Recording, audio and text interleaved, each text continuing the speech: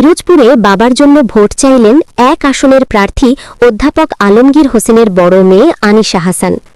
পিরোজপুর থেকে জানাচ্ছেন মোহাম্মদ মাসুম সর্দার।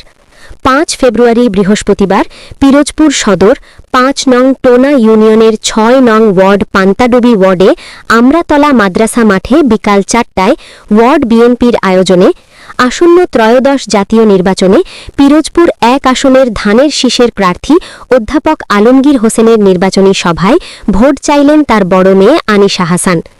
ইউনিয়ন বিএনপির কবির হাওলাদারের সভাপতিত্বে ও মোহাম্মদ সালমান হোসেন জিয়ার সঞ্চালনায় উপস্থিত ছিলেন সাবেক সংসদ সদস্য বাবুল গাজীর ছেলে কামরুজ্জামান শুভ, পান্তাডুবি 6 নং ওয়ার্ড বিএনপির সভাপতি আনসার দরানি, সাধারণ সম্পাদক মোহাম্মদ ফারুক শেখ। অনুষ্ঠানটির সার্বিক সহযোগিতা করেন 4, 5 ও 6 নং ওয়ার্ডের মহিলা ইউপি সদস্য তানজিলা আক্তার বিথি।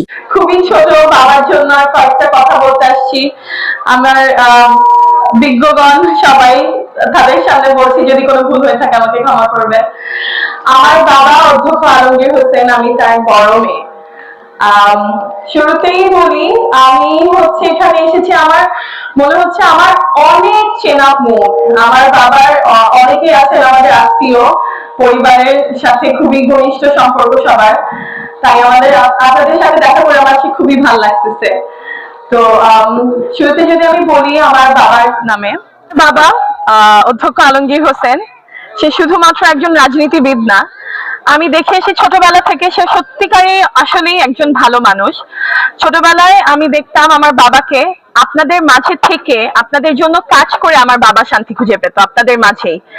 তাই আজকে আমি আমার বাবার জন্য নয়, আপনাদেরই ছেলে, আপনাদেরই ঘরের ছেলে অধ্যক্ষ আলমগীর হোসেন, তার জন্য একটা ভোট চাইতে আসছি।